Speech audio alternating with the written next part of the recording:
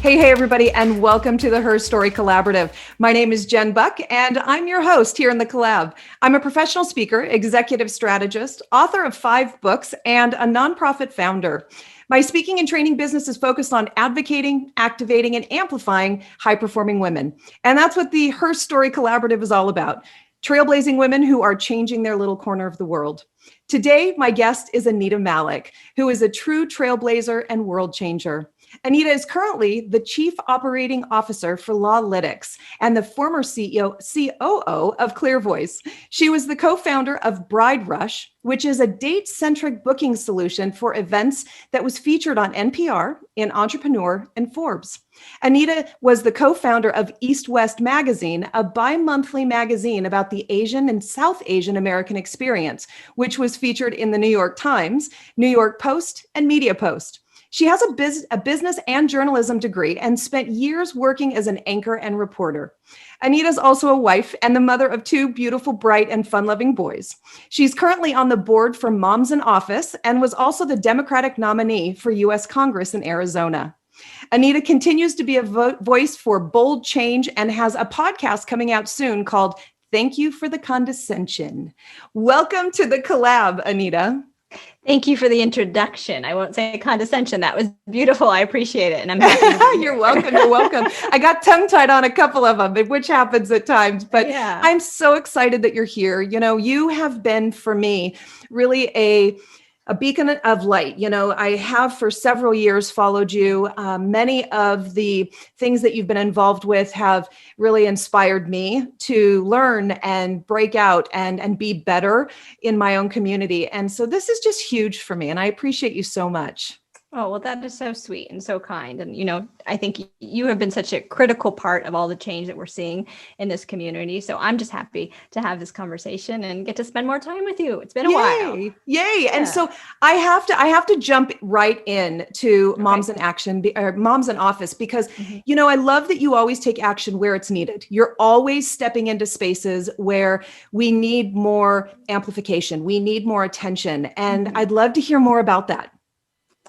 Well, you know, Moms in Office is a PAC to help Democratic women that, and particularly all moms, but particularly moms with younger children. And to me, that is, based on my experience, something that is so, so important, because as many people know, and maybe others don't, really the idea of running for office means a lot. It takes a lot out of your family schedule. Yeah. A lot of people, if you don't have the income necessarily to say, I can just leave my job, you know, it's not accessible. And so it's most not accessible for moms with young children. And the first response you will get, and so many candidates that ran, particularly in 2018, a lot of women came out and said, I'm going to do this. And didn't really know what they were getting themselves into in terms of that. But you get questions from all people that you would think would be, you know, we're strong feminists and we're not going to ask this question, but still people are concerned. How are you going to do this with little kids? How are you going to do that? Who's going to take care of your children? Which is such a hard, biting question to take in those moments, and to, you know, to defend your choice, to try to run and do something for the greater good. Yeah. And so Moms in Office started about 2 years ago, and they're really growing across the country. I'm proud to be on the board because for me, there are so many opportunities to support women that want to serve, want to work on campaigns. I mean, the entire political life is really not set up for somebody with children, right? Because it is 24/7, but there's so much good that we can do. And those voices, I mean, you think about the issues of equity in this country, and it all comes back to women. And it comes back to women that are sometimes too busy to even have their voice be heard. And so those are the voices we need in leadership. One of the things I'm most excited about that Moms in Office is starting right now goes back to how I kind of introed this, which is a grant program. So if you say, I'm going to run, but I'm afraid if I won't win, then what? We don't want that fear to stop women from running. And so it's a grant program for moms that ran but didn't win. You know, let's help them get them back on their feet, figure out what's next, because their contribution by just running and showing people what candidates, what politicians can look like and how it can be different. That in itself is a huge contribution. So this is it's an exciting project for me. I hope everyone will check out what Moms in Office is doing. And you know, there's training programs if you want to run. There's support systems. And then if you become a candidate, you know, there's support hoping to get you to win. So Yeah. it's exciting for me. If I could take one thing from my candidate experience, this is somewhere where I wanted to give back. So, yeah.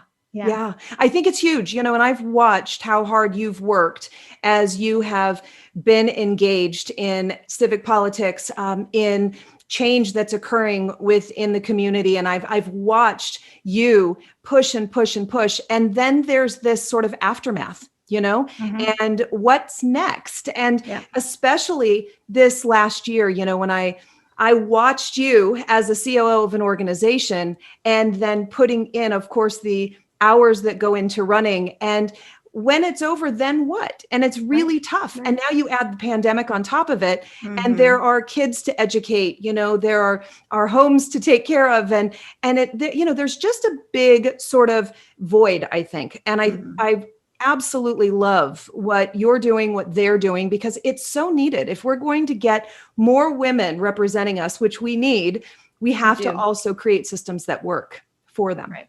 Yes. Yeah. We have to change what people perceive is who can be elected to office. And I think we've done that significantly already in the last couple of years, but there's obviously, we know, up and down the ballot, so much more opportunity for women's voices to be heard and to then get in and affect the policy that affects them so much, right? I mean, this is who you need creating the policy. Yeah, so, absolutely. One of the things I always tell people when they are asking me about politics and why I'm engaged. And I'm constantly saying that it's because I want to see more people who look like me representing us. I'm committed to women of color, women of marginalized groups, women in those roles, because we'll never have policy that includes all of us if we don't have women at the table. So I just think it's remarkable that you have committed the time. I've seen it. I know the toll, and I just think it's huge. I think it's huge. Did you ever think you'd be doing it? Did I ever think I'd be doing it? Wow, no. You know, I think I've always been interested in politics. I've always helped and volunteered and done different things as I could. I definitely didn't think I'd run for Congress. You know, would I be involved? Would I possibly run one day? It was always an open option, but it was never something on such a large scale, and not at this point in my life. It would have been, okay, the kids are grown, you know, how can I contribute and give back? And so, you know, kind of settling back and looking at everything that has happened in the last couple of years of being a candidate, of going through those experiences, of trying to bring people together for what I believe is really the best path forward. Yeah. I have absolutely no regrets, you know, but I sometimes wonder, you know, how did I get here? Yeah. So, I mean, it was something. And I think women we're thoughtful. You know, people might call it wishy-washy. People might think, you know, we're afraid, whatever. But I was very thoughtful about the decision. But it's hard to get back to that place and figure out, how did I actually get to this place? I think so much has happened in the last few years that I sometimes go back and I think, how did I make that decision? And I'm proud of the decision. You know, I think it was that I really had to take a leap. I've done that a lot in my career, and I've come to the acceptance that that's just who I am. I want to try different things. I want to figure out how I can bring my knowledge and what I'm also most curious about and what I also really want to impact. Impact's important to me. How can I bring those together? And you know, I think I was just raised in a way that was, if you set your mind to something, you can do it. But then on the counterpoint, there's kind of the cultural expectations of what success looks like. And so I've always kind of been in between those. Well, but I think I can do this, so I should try, right? Yeah. And it's been an interesting journey, but it's very much helped me to understand who I am and what I'm looking for next. And in the sense that if I can't make an impact, and it can be private sector, public sector, then I'm just not feeling it. Right? Yeah. Like I've come this far that's what I need to do now. So. Yeah. So let's talk about where it started, because I know that your family is very tight, and I feel like I have learned a lot about your upbringing through the years, but were you always the little girl who thought she would make a big impact? I mean, from the time you were little, is this just sort of your, you know, long-standing journey of always coming in with bold ideas? No. Well, I was very painfully shy as a child. I mean, I think I'm still much more of an introvert than people understand. People expect after they've seen me that I'm this extrovert. No, I'm an introverted extrovert. I like to say I can do it, but my comfort place is to be quiet. Yeah. So I was always very shy. I wasn't really, I was set on a, culturally a path of engineering or being, in medicine. I excelled at math and I went that way. I mean, one thing that most people don't know about me is I actually went to MIT. Wow. I didn't stay very long, so it's not on my resume. Yeah. Because I had this moment of, well, I could easily be an engineer. Math was just such a gift to me. It was easy for me. I enjoyed it. I really loved chemistry. And so my mom at some point was trying to really convince me to own this experience. And she said, well, since you're so good at chemistry and you love chemistry, you could be a chemical engineer and then you could start a makeup line.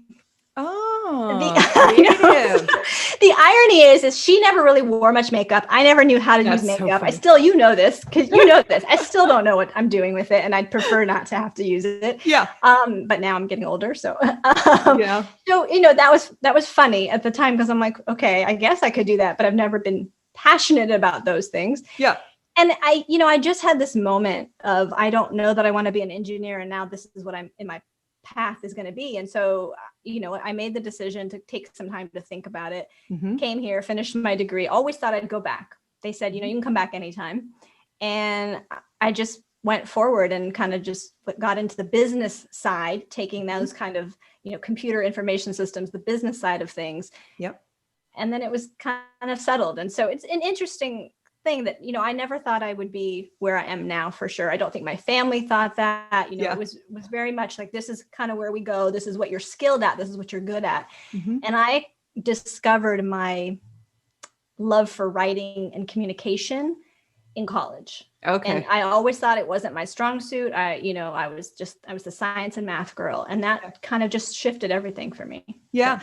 Now I know that you ended up getting a journalism degree. You went to USC, correct? Yes, my master's is in journalism. Yep. Yeah. And then you spent time as a journalist, as, an anchor. And so how did that sort of get you to where you are now running tech companies? You and your husband own a tech company.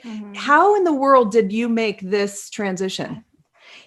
The short version is, I came out with my master's in journalism, and I wasn't sure what at that point I wanted to do. I thought I was going to go be a TV anchor. That was kind of that was probably also a youthful idea I had when I was a kid. Yeah. And I finally thought, okay, now I've got this, but I also have this tech background. My undergrad's in that. I had worked in tech, and I came out and I did radio. At first, I did radio. I worked for the Arizona Republic as a features writer. And at that time, it was just happened to be that, everything was going digital. Newspapers were figuring out what is this thing called the internet and how are we going to do it? And so we called it convergence at the time. All the media companies said, how are we going to deal with convergence? Meaning you're on every outlet. Sure. And so I got to be, for the Arizona Republic, I was their head of features convergence, which means I worked with the TV station. Yep. And I decided very quickly that there's more to this than's happening. And so in my time at ASU, I actually worked there. I realized that my tech ability was what's going to help media companies, help content, help people that think they know how to tell a story. It's different on digital. Yeah. And that's just how it grew from there. Tech companies started to explore this idea because the internet just blew up with people thinking they were writers. With brands wanting content to content marketing. And so I had that natural fit of those two different realms. And I took it from there and kind of was able to really lead some of that movement. And it was just happened to be, I don't think most people don't have those two sides. And so it worked out for me and with the timing, and I was able to kind of create a voice and a thought leadership around that. Yeah. And you've gone from, in your business, from being, a journalist to then getting involved in tech companies. And now you're actually leading tech companies. You've gone to several big orgs and you have stepped into their top leadership roles. What do you like about leading as a COO? I think my strongest leadership quality, and all leaders are different, is truly something that, I talked about on the campaign a lot. So if you're someone that knows my campaign, you'll know this, but it really is listening. Yeah.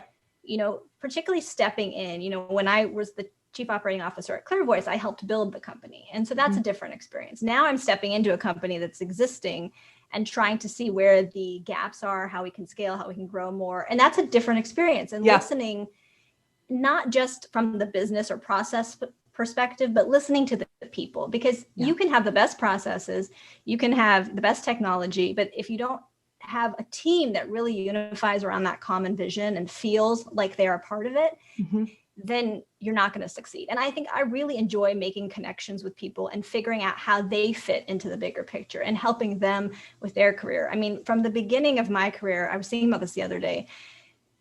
From the time I had East West, I had tons of interns from ASU, all these different journeys I've taken. The one thing I've helped so many people do is get that next step in their career and mentored women, particularly women. And I just, that's probably my favorite part. I tech out on tech products and process and all that. I geek out. Everyone knows I'm a nerd. I've said it many times. But, at the end of the day, it's creating a unified team that feels like a family. And I've tried to do that with the campaigns too. I mean, to me, people just feel more invested, and it makes so much of a difference. So. Yeah. And I can tell you, so as going from the outside to the inside, that I always admired, of course, your vision, but I admired your mind and the way that you are able to see things. And I knew, before I even knew you, just watching from the outside, I knew that you were one of the brightest women I'd ever met. And so then getting a chance to work with you and you giving me a shot and being able to learn from you. I mean, I look at the time that I worked for you as probably the fastest and best learning experience, because it was rapid fire. We're moving quickly. It was figure it out. It was jump in and do it the right way. It was mentorship along the way.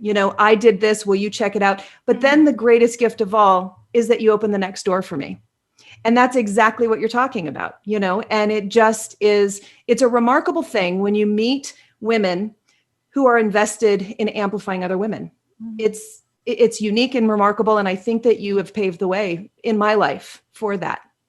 Oh, that's very sweet of you. And I feel like you can admit that I'm a little controlling.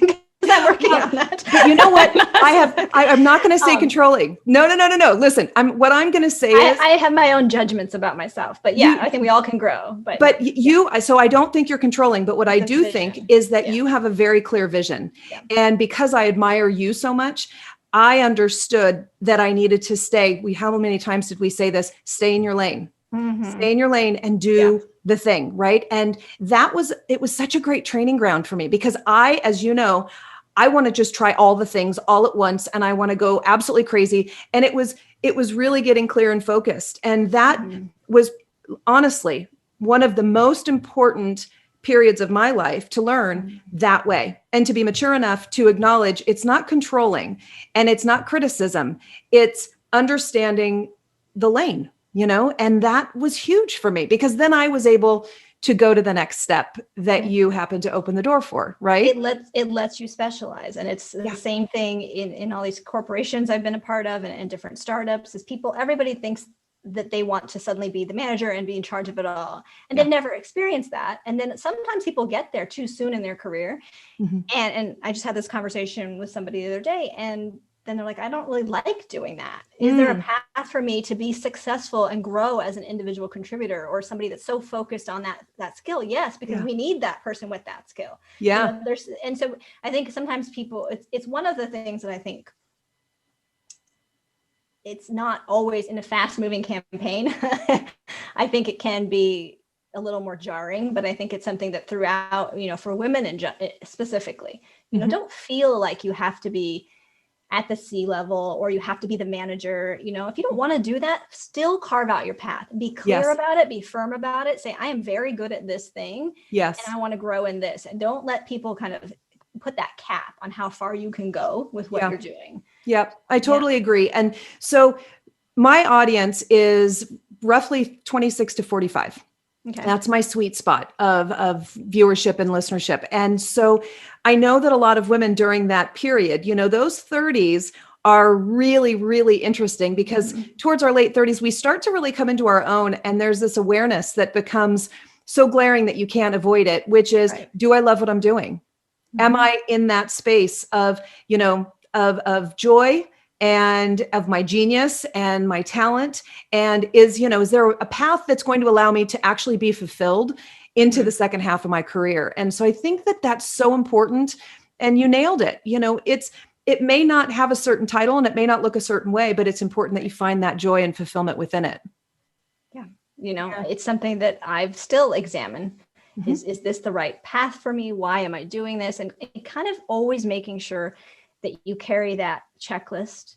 Yeah. And it's a very personal checklist, and it will change. Like you said, it will change depending on, if you start suddenly or have a growing family, if, whatever the different circumstances of your life are, but keeping that with you and making sure that you're fulfilling what's the best for you. And if at one time it's, hey, you know what, I just want to make a little extra income, that's fine too. There's nothing wrong with that. And I think people feel like, well, I have to make an impact, or I have to be doing something that truly aligns with what I think is my purpose. It can't just be about money. No, it can be about any of mix of, and balance of those things, because we also need to, have money to do things in this world. And I think there's kind of there's one side or the other, and it doesn't need to be that way. It's really personal to you, and just making sure you're fighting for what you want in whatever organizational structure you're in. You're speaking up, but also taking inputs and understanding when it's, where it's time to grow and where it's time to say, maybe then I need to go somewhere else. Yeah. Did you have a mentor or sort of a true north in your career ascension? I don't think that there was one particular person. I've never kind of, and I kind of wish that there was. I know you have a couple mentors that you really rely on, and I think that's so beautiful. And I'm trying to be that for people. I think I didn't have one because I started in tech. And, it's different now, but you go back 20, 25 years ago, there wasn't a lot of women in tech. And if you were usually regulated to project management or business analyst. Like it just kind of, there were certain roles that women were better at. It's organized and structured, and, and you wouldn't see women being developers and that's changed, and it still needs to change more. But I think because of that, I didn't. So, I've mostly worked, and as I work my way up, and every C-level position I've had, I hate to say it, but I'm the only woman at the C-level. And so, that's something that I am encouraged that I see changing, but obviously it still needs to change a lot more. So I'm hoping I can change my pattern of not having that and be more of a mentor. And that's what I've focused on. I love that. Yeah. I absolutely love that. So I need to, I could sit here and do this, and we do this with coffee. And it's, no time limit, but I do need to transition us into the speed round questions. And I want to throw some questions at you, about 10 of them.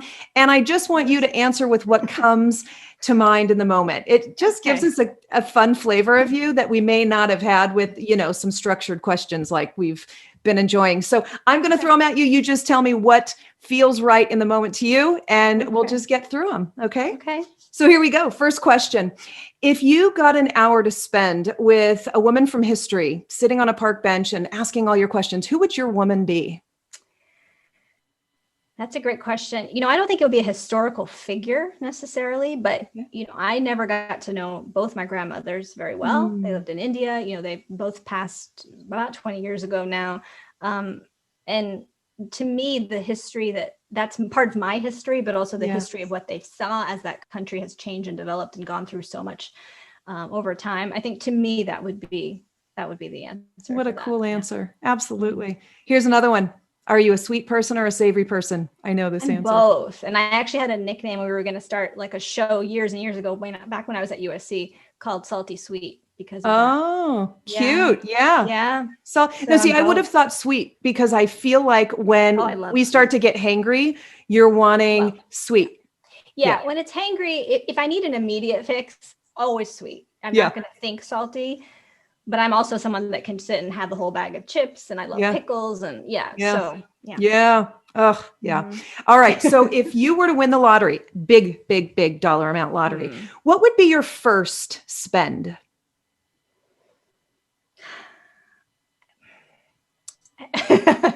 It's hard, because my soft spot is children and animals. And I think I would, I don't have a concrete example of this, but somehow would want to make sure, it would be probably another animal shelter, a no-kill shelter, probably be something for kids to make sure, particularly not the children that don't have enough to eat, Yeah. Especially in this country, that shouldn't be happening. So some type of organization or help, or just helping organizations that are already out there doing that, that's probably what it would be. Yeah, I'm not surprised at all. For the people that are tuning in, one of the things that you created when the pandemic started was Neighbors Working Together, which brings neighbors who are in need together with neighbors who are wanting to help. And so we were running all over town with masks and food and toilet paper and huge bags of rice. And this was your brainchild, and it was absolutely brilliant. So not at all surprised. And the Facebook group's still there. We're not connecting people that can give kind of a cash donation to somebody else, but because that ended up being, as we learned, a lot of work. But we built some technology for it. But the group's still there, and I encourage anyone to check it out, because we still post things that are happening. Whether it's wherever it is in the country where how you can help. Yeah, absolutely. What's the best advice you have ever been given? From my dad. Listen first. Nice. He was I had the opportunity to work with him. I know this is speed round, but I have to tell the story really fast. It's okay. I had the opportunity to work with him early in my career, in the tech world. And I learned that by just watching him and then kind of asking him those questions and seeing how much people respected him, because he didn't always have to be the one that just chatted in the meeting. Too many people, I think, feel like they have to talk just to talk. And that somehow that makes them successful in their day or in that project. And, he was more thoughtful about it. He said, listen first, understand first, and then come to the table with what you need to say. And I've carried that with me always in everything I've done. Yeah, no, absolutely. Yeah. I see it firsthand. Absolutely. So when you're processing, I think I already know the answer to this. When you're processing something, are you more of a thinker in the process, a talker in the process, like you've got to talk it out, or a doer, like let's act fast? Well, since you think I want to know what you think, because I think I'm a combination. I don't know that I have one set way. I'm definitely a thinker if I had to lean more one way than the other. And then, I'm pretty impatient. So then I go straight to action probably. Yeah. I probably should talk it out more, but yeah. Okay. Yeah. So I would have totally said that. Absolutely. Okay. And I'm the talker. So I need to talk it out to get clarity and to get input and all of that, which can drive people like you crazy because they're like, just figure it out, Yeah. Wait, we should have had this conversation years ago. Right. This probably opened up my eyes. Just okay. This is amazing. All right. Yeah. Yeah. And so that's why when I have a question, it's not always just to get someone else. It's not to get someone else to do it for me. It's to allow me to process and get my 15 things into the lane. Yeah. Yeah. It's just like some people are visual and some people are, auditory and some. Yep. Yeah. Yep. Okay. Here's a big question because you're a foodie and I know you love to cook. And so this one, I'm not sure what your answer is going to be. So I'm really curious. Do you put pineapple on your pizza? Oh, I love pineapple on my pizza. Yes. It's okay. I was like, oh no, she's going to, because salty, sweet. Yes. Totally. No, absolutely. 100%. Okay. So when you're speaking to 30,000 people on a big stage, they're all here to see you and hear your wisdom. Okay. What song are you walking on stage to? You think it's the Rocky song. I know that. I would like for it to be. It's so weird. I would have never had an answer to this in the corporate world, but from campaigns, one of the things I always did before debates or tough conversations is I would just jam out to my empowerment tunes. And so I'd probably, this one's kind of funny, but I'd probably have to say Castle by Halsey. I don't know if you know it. I don't. But you don't listen to it and you'll understand. Okay. Yeah, this is why I love these questions. It's a little bit like, you're not going to put me down, man. Like I got this and I'm coming for you. So I love it. Oh, I'm totally looking it up. Awesome. Yeah. Are you living past 100? I'd like to, if my health could carry, let's see. Yeah. That's a great answer. So many people, I'm really surprised, say no, I don't want. And I think, are you kidding me? I mean, I am 130 in it all the way. I am so in 130. Oh yeah. That's a really specific number, Jen. Yeah. I mean, I take 129. Yeah. I mean, why not? If you're healthy and you're not suffering. Why wouldn't you want to see what happens with the world and how it changes, and particularly technology for me, seeing, maybe great grandkids, that would be amazing. So. Yes. Or even great. Oh my goodness Oh gracious. gosh, that's incredible. Yeah. Right? So what's the best word to describe you? Oh, I want to say all these nice words, but probably impatient. But I think I don't mean it in a negative way. I think it drives me to do what I do. Sometimes I make mistakes because of it, but if I feel it, I go for it. I think things through, but then I also kind of I have that split with gut reaction versus with being a thinker. Yeah. I'm a Capricorn, so I'm supposed to be more of a thinker, but there's this little part of me that sometimes it's louder. Yeah. And so I can be impatient, which I think we need that in this world. We need people that are willing to say, you know what, enough of this. I'm not going to wait my turn or wait for you to figure this out. We need to fix things now. Yep. So I love it. Absolutely. I will take that answer. My first thought was, the optimist in me. We We got to twist that. You got to make it sound better. That's right. And the last speed round question I have for you is, finish this sentence. When I'm really, really old, I hope to see. I hope to see my kids, grandkids, great-grandkids living in a more equitable world, or should I dare to say just an equitable world? Yeah. Yeah. Agree. 100. I totally agree. So Anita, where can people find you? You've got so much to share. You've got a podcast on the way. You've got lots of projects that you're involved with. How can people find you? The best way probably is to find me on Twitter. So it's just my Anita Malik, and I'm not as active on there now, but I come and go.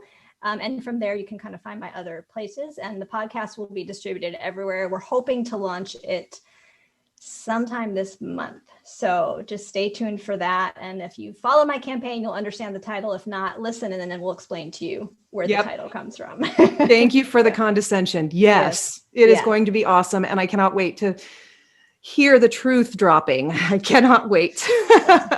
So before we end, I want to make sure that I give a quick hat tip to our sponsor, who is Go With The Flow. They are an organization that helps students with period packs. So kids who have been negatively impacted economically, who can't get the period packs that they need at home, those supplies are actually wrapped up in a cute little makeup bag, and they are distributed by the tens of thousands to schools around Arizona. And then those schools are able to give those kids what they need. We know that graduation rates are greatly impacted because these students are missing a week of school a month because they don't have the supplies that they need. And so this is making such a great impact in terms of education, but also self-esteem, for kids, and being able to be fully in the experience of their high school time. So this really is a great organization. If you'd like to get involved, the address is gowiththeflowaz.org. And they're always looking for help. They're always looking for donations. And I know that they're an organization that will fill your heart. So if you would like more information, you can go there. And Anita, I just can't thank you enough. To see your face is always such a great thing, and to just spend a little time. And I can't thank you enough for being here. Yeah, well, thank you for having me. This was fun. I appreciate it. Yes, and we're going to do coffee casually soon, hopefully. Soon. I think we're almost there. Yeah. All right. Everybody else that's tuning in, thank you for being here. And we will see you on the next podcast drop Mondays. Check them out on every single channel that you listen to your podcasts on. We are there. If you want more information, I'm at jenbuckspeaks.com, and we'll see you next time. Take care.